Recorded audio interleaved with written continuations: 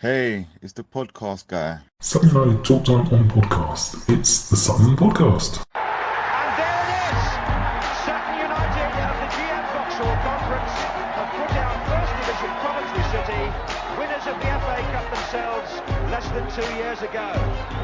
And what a moment to enjoy for the fans of this Surrey side. They've had their moments before, but never one like this. But the whistle goes down. Delight for Sutton United. Sutton United, the National League, are through to the last 16 of the FA Cup. No longer English football's perennial non-league club.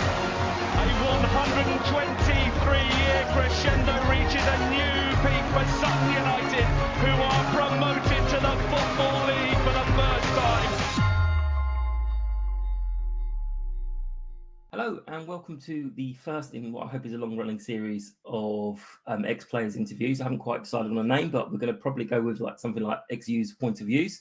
And I'm delighted to say that joining me for the first one is Matt Gray. Hello, Matt. How are you? Good, buddy. How are you? I'm very, very well, thank you. So these are kind of interviews about, well, we'll call them interviews because that sounds professional, but it's not going to be. You'll work that out very quickly. But these are little chats about your time at Sutton United. I know that you were very, very popular at the time. So what do you remember about sort of signing for Sutton? The back in the old days where we were we were a small club. Oh man, it was probably more people that I remember from when I signed. The likes of obviously John Raines was my first manager. Coming up through the ranks with Phil Dunn, and then there's like players like Enco, who's probably one of the first players to look after me, put his arm around me, help me out and stuff. But no, it was just, I remember when I first signed, I think I was the youngest player for God knows how long. I played when I was 16 or something. And no, it was just enjoyable. It was good. I had a good bunch of players around then. They had like Paul Harford and Dave Harlow and Enco and Mark Watson, the old classics, Gwyn Berry, Andy Riley. So that's they was obviously coming to their end, a lot of them, but they were great players to have as role models or just people to put their arm around you as a 16-year-old to try and help you out. So, but that was probably my first memory of signing for Sutton. It was just all the old boys, and obviously the culture back then was a little different to what it is now. Yeah, I was thinking as you were saying some of those names. That's where that came from. Yeah. But yeah, you mentioned Phil Dunn. He had a huge influence for a good few years. He brought loads and loads of players through, didn't he? Yeah, Phil was brilliant. Obviously, the likes with, what was it? It was cool. The list could go on. Was it Glenn Boosie, Liam, Nicky Bailey, Luis Gonzalez, Paul Honey, Hutchinson's, obviously his son Martin. Was it John Nurse, Chris Nurse? Mm-hmm. Yeah, he got obviously all of us through his youth and reserves, and then he was very good at getting players into the first team. Yeah, I remember that era. That was really, really good. What about the off the pitch? Is there anyone that you sort of remember off the pitch? I know during my time, obviously myself, Lewis, Nicky, Glenn, Dean Hamlin, and Tony Quinton used to get ourselves in a bit of trouble off the pitch. We might have upset John Raines a few times. And Cookie and Tony, they wanted to kill us sometimes. I still remember off the pitch, it was me and Tony, I think it's me and Tony, said, I'll drive up after a game. Instead of getting a coach, I was going to drive. And me and Tony, we said, oh no, we'll drive. Because we're working. We weren't working. We was going out on Essex the same night. So it was Haybridge, Swifts. I ended up in a place called Abridge. I arrived with like 15 minutes to go, and John told me to get dressed and then put me on. But yeah, a few of them boys used to get in a bit of trouble. I think even staff that are there now, I'll try not to take their names too much, but obviously people like Chalmers and Gareth, did I see Gareth got Clubman of the Year this year? Yes, yeah, he did. Yeah, congratulations, Gareth, if you're listening. You've been Clubman of the Year forever in my books because you put so much off. But no, people like him, Chalmers, Millsy, Taz, all of those guys, we used to obviously stay behind on a Thursday, play pontoon in the bar, and then straight round there, one of their houses after, and we'd be there till 2 o'clock in the morning on a Thursday. It was some fun times. Where it's like, no, let's carry on. Everyone's like, no, we've got to go work. And it was like, yeah, us too. Yeah, of course we have.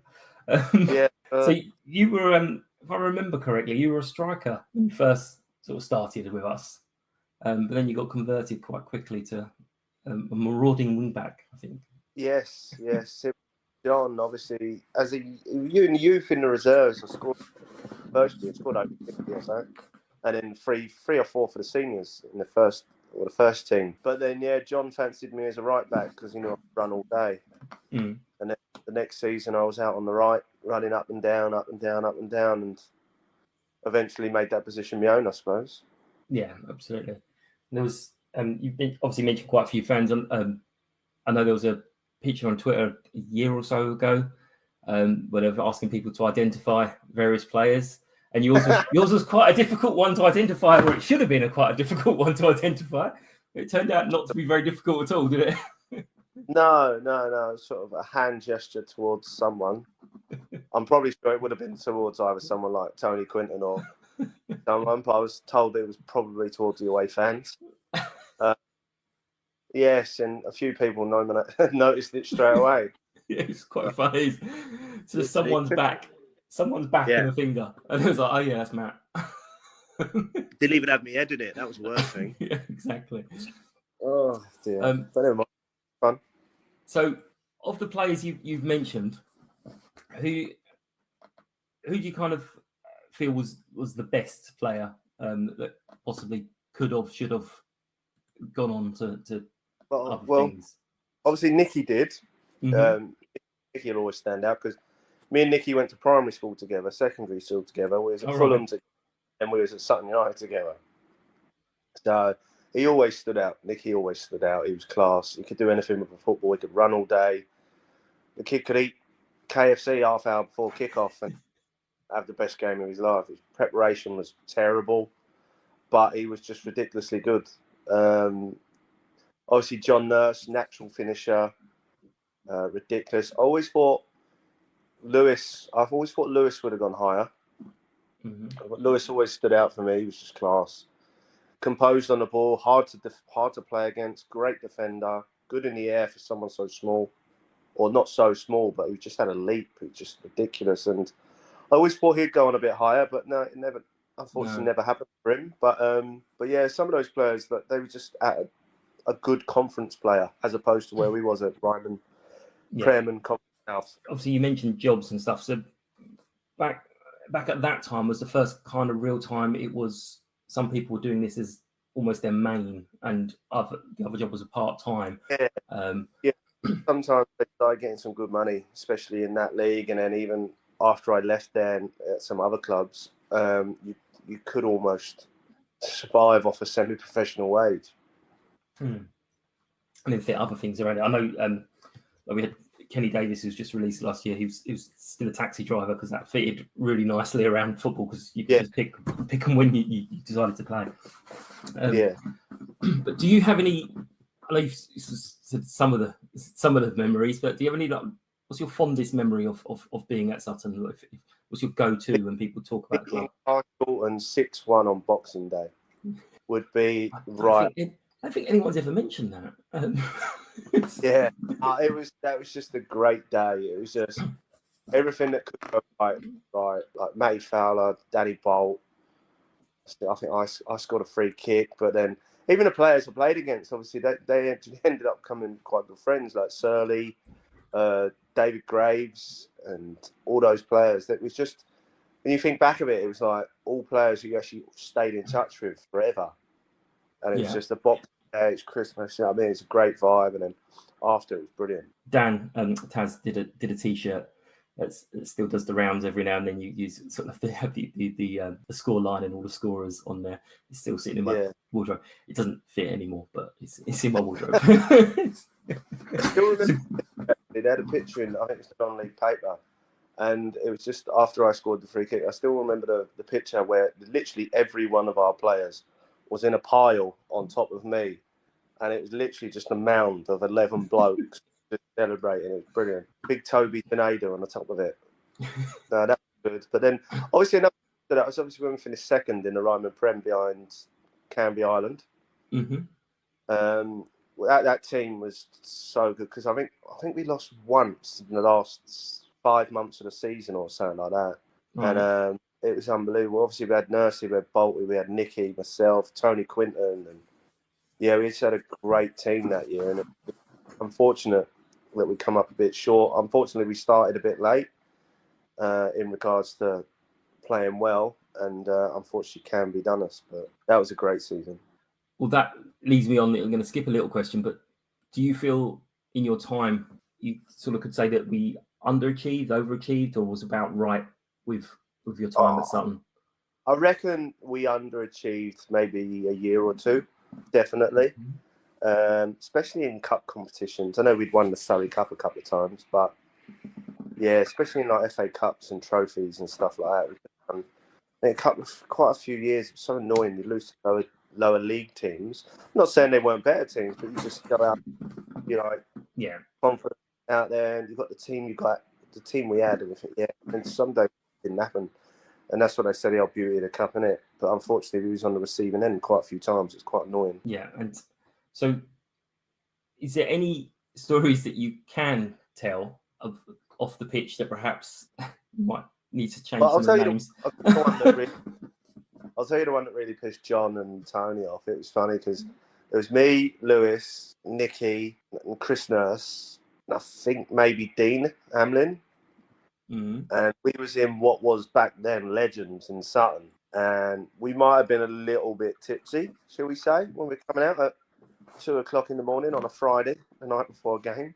We was just young and stupid. And then we was like, all right, better get a cab home. Black cab pulls over. It's Tony Raines driving it. We were like, all right, Tone. He went, get in, little Roddy. You've probably done that on purpose. That's probably why he was waiting out there. He was probably out looking for us, but then, John, and then I think we lost as well the next day. I think it was lost to Kettering.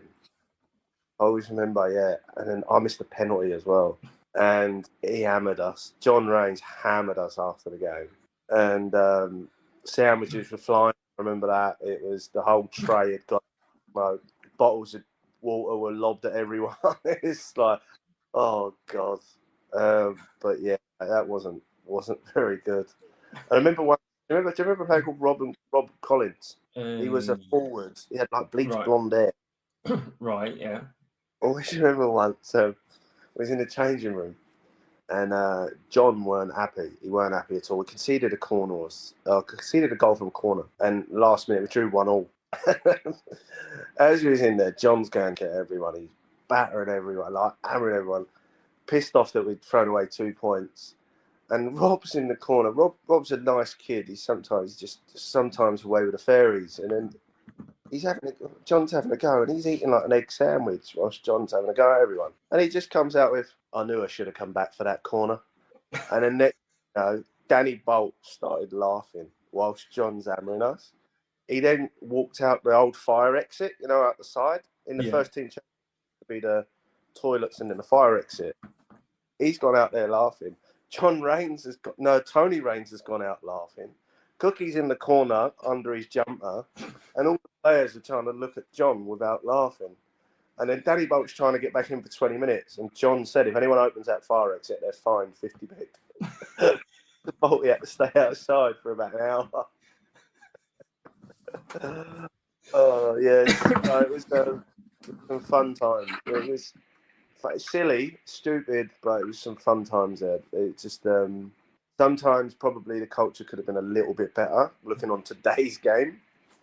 But yeah, no, it was just a great bunch, great lads to be around, and the managers I had, I couldn't complain with. Obviously with John, and then we had Ian Hazel. I think I left when Ian was in charge. Or Ian and Paul Harford left the same time I did, I think. Right. Or something like that. So on that, after you left, what was it that made the decision to leave? And I wanted to play, and then Woking obviously came with that offer to. I think they bought me, and then they said, "Look, we're going to go full-time as well," and I was like, "Right, lovely." That's full-time football, and then just that challenge to go there, and then unfortunately in that season I done my groin, and then I had to have an operation pre-season. Yeah, and then really showed my full potential, shall we say, in the conference. I don't believe stuff like that happens with everyone, so you just have to move on. Yeah. When I haven't, and joined what was classed as a super team, but we massively underachieved at Hammond, unfortunately. It's, as you say, sometimes it's right time, right place. Yeah. And although if you feel maybe your words, you possibly underachieved, but it's the whole experience, the whole time. Something will always lead us on to another subject, but something will always are going to be a small non-league team. And then we weren't.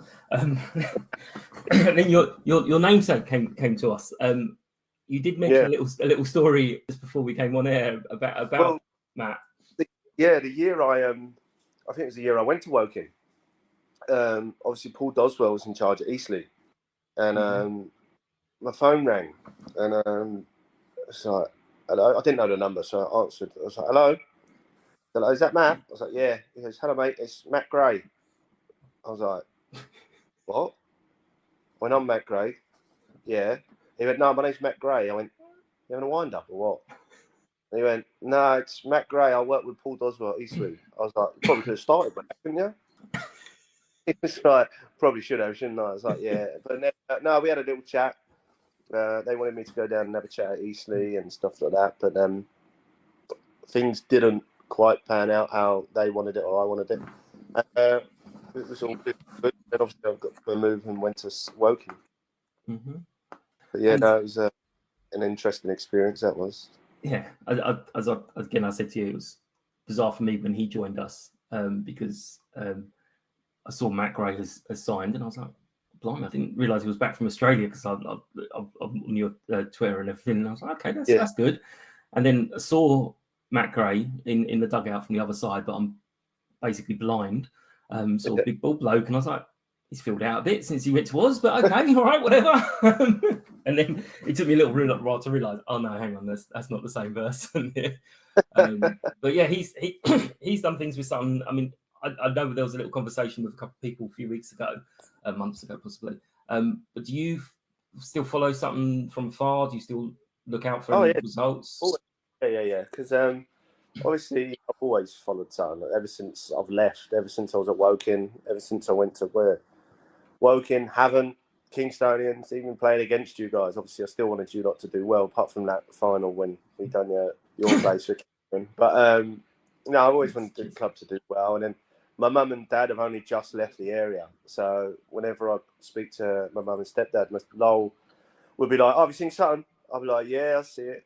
And he would try and pop down if he could, but a lot less, obviously, because I weren't playing. But he said he used to go down there every now and then, and everyone still knows who he is, my stepdad and my mum, and they were all asking her and said, they're all the same faces down there. And I was like, no, it's good. And it's just, that's the good thing about the club is obviously that collective, obviously when we was in the Ryman and then Conference South, and then obviously went down to Ryman again and then come back up and now keep going. That core group is still there, and I'm pleased for them. Do you know what I mean? Especially people like Bruce at the club. I'm pleased for them because he's always run the club so well. Do you know what I mean? Everyone, the whole committee, they're all brilliant. Do you know what I mean? And they've always had the best interest of the club at heart, and they would never risk overspending, so to speak, back in the day and stuff like that. They'd always do things right. And then they've just built a football club and a wonderful football club, which runs obviously brilliantly, and still got them at the helm. And it's quite nice to see them getting the rewards now because they deserve it.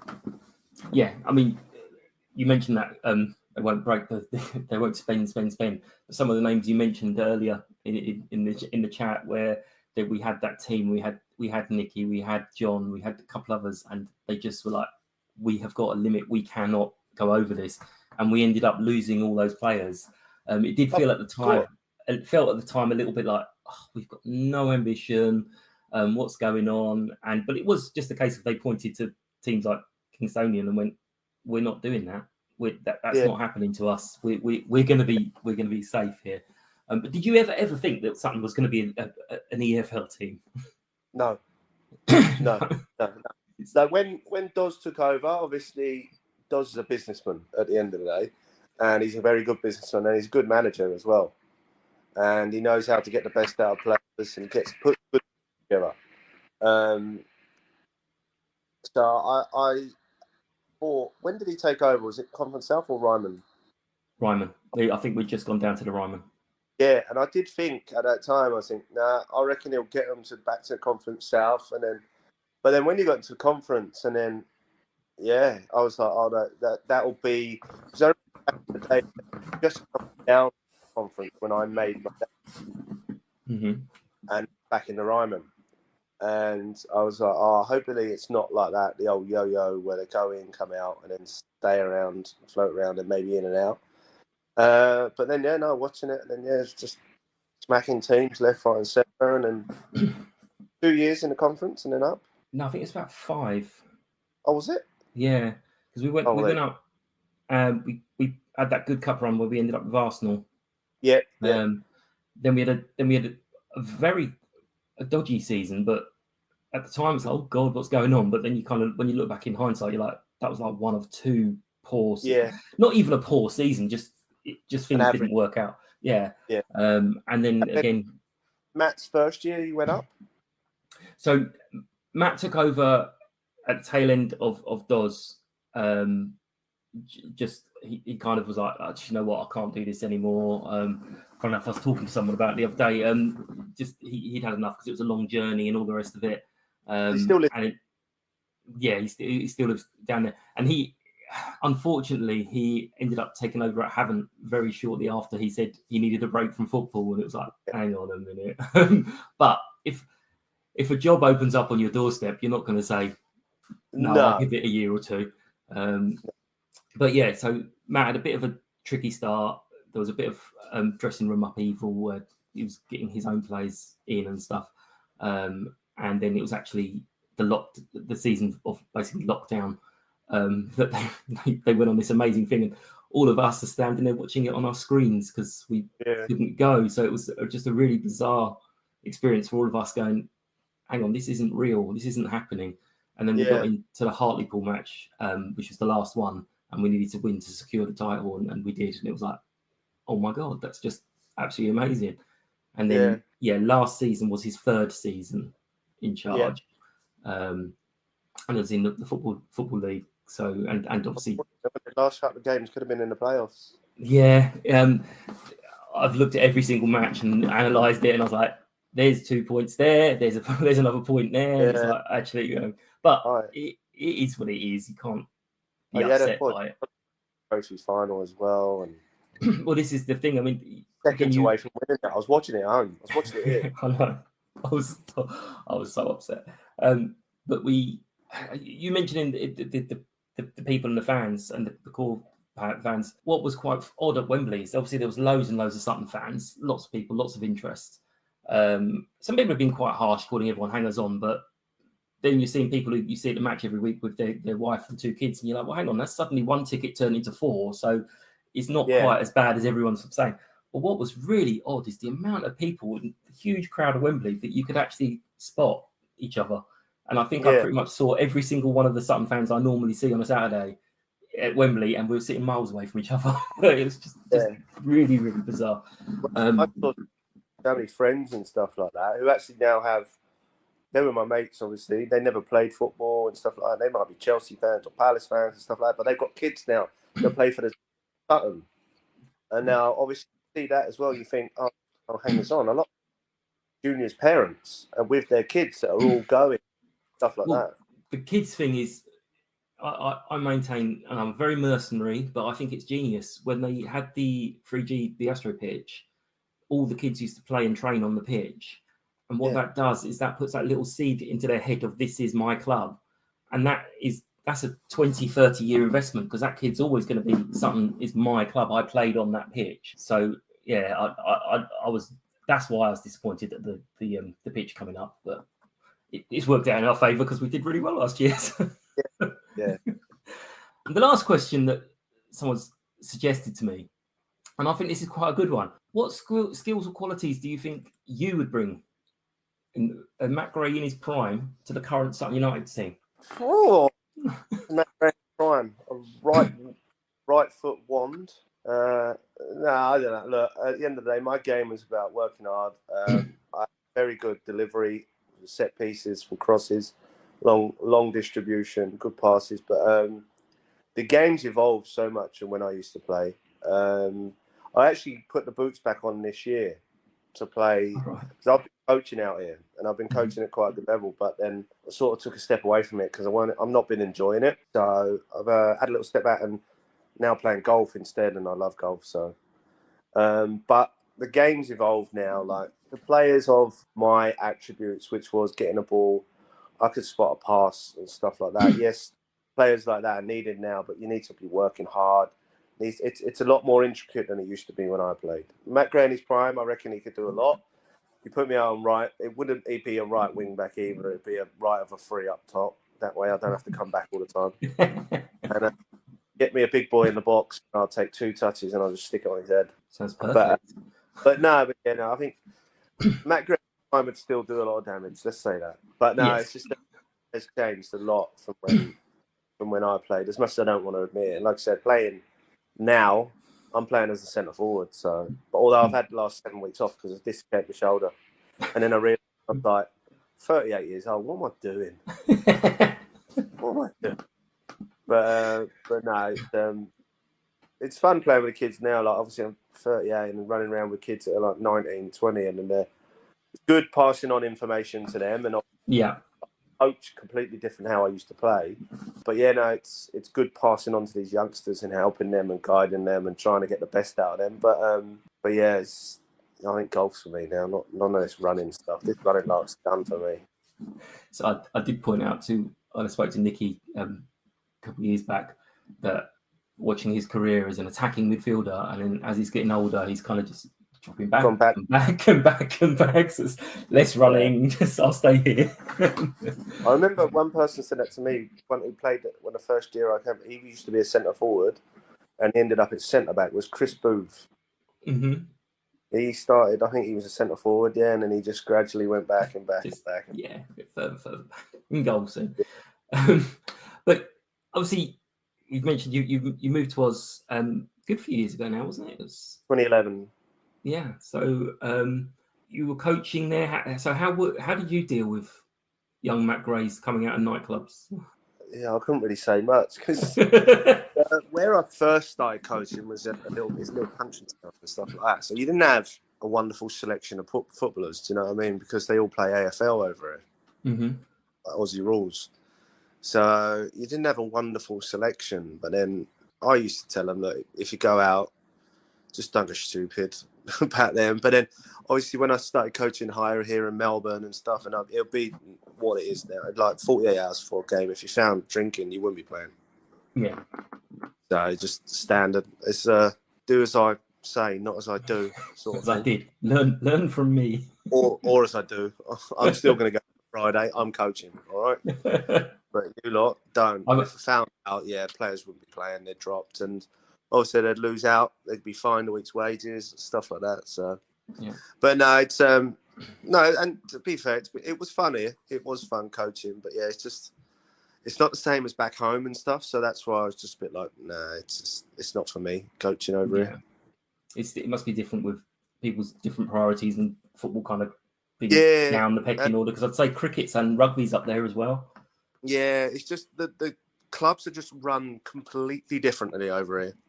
Right. Completely differently. Whereas, like, back at home, you want to try and get a play, you start ringing around, see if he wants to come down, get him down, sort out a deal with yourself and stuff like that. But over here, there's the president involved, there's the secretary involved, there's this one involved, and they're trying to do everything. And I'm not even spoke to the player. And I'm like, I don't even want him. But they're like, no, we want it. It's like, no, we have this discussion together. No, we'll get the players in. I'm like, nah, see, this ain't for me. Yeah. Because if you get not good enough players in, and I think we need to strengthen other areas, no, you make these players work. And I was like, I can make players work, but if I'm playing a right back, left wing, it's not really working, is it? Because it was more coaching, wasn't it? So you're given the group of players. Yes, and coach them, and we've done reasonably well with a very young squad last year. But it's just like I said, I'll go to them and say, no, I need this, and this. And he just didn't get it. And then I knew when I did get it, things started improving, and then they'd bring someone else in or take someone else. I'm like, oh yeah, this is infuriating. So I was like, nah, this ain't for me. Unless I'm giving 100%, say, right, here's your budget, go and do that. Sign whatever players you want, just don't go over budget. Then I'll be like, sweet, I'll make that work. But they just don't do that. No. They start getting other players in, and you're like, who's this? Yeah. Yeah, no. So, yeah, wouldn't like that here at all. Although I do sometimes wonder, the manager has too much to do here. Sometimes, yeah. Yeah, but anyway. But life in general is slightly different in Oz. It's yeah, hell of a lot different. Hell of a lot more relaxed. Less of a rat race, shall we say? Mm-hmm. But yeah, no, just the whole lifestyle. It's a lot. And being here, like I said, my partner's gone to Byron this morning to spend a week with her family, and I'm going up there at the weekend, and then the weekend after we'll be in Sydney, and there's just so many really cool places to go here. Whereas obviously, like back home, jump on a plane, 2 hours, you're in a different country. 4 hours here, you're still in the same country, you're just on the other side with a different climate. It's mad. Yeah. But yeah, no, it's so many wonderful places to see over here. I've got two beautiful boys, but now life's good. Life's good over here. Excellent. And there was one thing I learned last night, because as I mentioned, I had some family over. Two teenagers, I think they're 19 and 16, and they were talking to me about shoeing, drinking out of a shoe. Shoey, yeah. We were sitting there, all of us with our mouths like this, going, "And you do what?" Yeah, no, I've never done one. I know people that have. I've seen people do one, but it's been made famous by Ricardo, isn't it? In Formula One, where he'd pour a beer into his sweaty boot and then drink the beer out of his boot. Yeah, it's called a shoey. Yeah, it's a much younger thing. I think the youngsters do it at AFL and stuff like that, out of their boots if they get man in a match or something like that. I couldn't imagine doing that. But the AFL, do you watch that at all? Do you go and try and get into it, or? Oh, well, luckily for me, the company I work for, we get 6 tickets to every game that's at the MCG or the Etihad. So me and the missus went the other week. I got some from work and went to watch my team, who lo and behold happened to be in chocolate and amber. Very good. Hawthorn. When I went over there, I was like, well, I used to play for Sutton, so I'm going to support them. So I support Hawthorn, and we went to Hawthorn Richmond, Mr. Richmond fan, and yeah, Richmond smashed us. So luckily we get these nice box tickets. So you sit in the MCG behind the mirror or behind the window, and in the bars, so just drinking it in the stadium, watching it through glass, just having a beer. Right. Okay. It's not bad at all. It's not bad at all. Yeah. It's actually really cool. You ever sit back and go, I could have been playing Ryman League? Oh, do you know what I mean? Yeah. I could still be back home coaching in the Ryman right now. Yeah. Shouting out instructions at Canvey Island. What's going on? Drinking a Bovril. Yeah. And I also, back at your time at Sutton, I know you're a very fit fella, but did you not play for another team on Sundays as well? Kingston Sometimes. John Rains might have fined me, and Ian Hazel might have fined me also for playing on a Sunday. Yeah. Kingston Town, wasn't it? Kingston Town I played for once. Yeah. Oh, was it only once? Okay. I think I played for Kingston maybe a couple of times. Yeah. With the boys, with Sammy and Ian Hewitt, who was in the juniors, and then Gary Ope and mate Jamie Gilbert and all those, and then whatever team Danny Bolt and Simon Ray and Jeff Ray ran, I played for them one Sunday as well. I only played a half, and then the bloody referee happened to be the linesman the weekend after. Yeah. And it stitched me up. I used to run a Sunday team, and someone suggested they were going to get Nicky to come along and play. And I'm sitting there going, I don't think he can move anymore. Is he still playing? I think he's still playing. I think, this was years back when he was with us first time round. And I'm like, oh, yeah. No, I'm not getting, but it'll be brilliant. Yeah. Also, he's got bright fucking ginger hair, and loads of the referees around here support Sutton United. So, and probably a contract that says he can't play on a Yeah. It'll be just my luck that I'll rock up there and there'll be Frankie as the referee going, nah, don't think so, mate. Yeah, nah, you'll be all right. Yeah. But yeah, no, it's so nice to catch up with you. I know you get tagged in quite a lot on Twitter when people are trying to talk to the other Macro. Yes, Which is always it's fun and games. But yeah, I'm so glad everything's working out in Australia and life's good for you over there. I appreciate that, mate. Thank you for the bearing with me on the time difference and helping me out with. No, not a problem, not a problem. But yeah, I'll wrap it up there. Any last message to Sutton fans? No, just keep cheering the boys on, and like I said earlier, I'm pleased for the likes of Bruce and Nat and the committee, and hopefully the club keeps striving on and maybe start developing the stadium and as well now. So maybe keep going up and keep going up even more. All sorts of weird and wonderful conversations going on that I'm sitting there going, this isn't something. Last year, Matt had a manager's evening, and he was explaining that he's got 2 or 3 targets for every single player. And I'm like, hang on, this is something we tend to just go, oh shit, we need this, let's sort it out. But he's got plans way down the line. They've just moved into a new training facility, which was years ago Chelsea's, then QPR's. QPR have just left it, so it's all branded QPR. But they're just moving into it. It's up near Heathrow. Harlington? Yeah, that's the one. That's where I trained when I was at Chelsea as a kid. Is it? Yeah. Right. Yeah, so they've just sort of moved into there. So there's loads of stuff going off behind the scenes. And I do keep looking at the spot. I stand at the ground thinking, this ain't going to be here long. This ain't going to be here long. So, as long as Rose's tea hut stays, I'll be happy. All the tea huts are Roses. So yeah, I think all the hatches and everything is Roses now, because it's like she's in the Hall of Fame as well.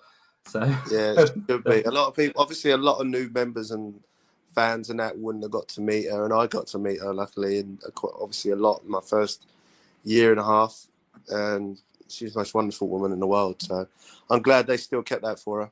Yeah, no, it's but my little one is Rosie, and she's convinced that they've just missed out her name. So it's like, no, you've got some big shoes to fill here. But yeah, thanks a lot. I'll let you obviously know when this is live, so you can listen back to yourself and go, oh God, what did I say? Why did I tell that story? All good. Ring round and make your apologies quickly. Yeah, it's all right. I'll send Chalmers and Millsy and all that a message. Oh, you as the boys getting pissed for the boys. Yeah. Oh yeah. Lovely. Thanks a lot, Matt. Cheers. Top man. Cheers, mate.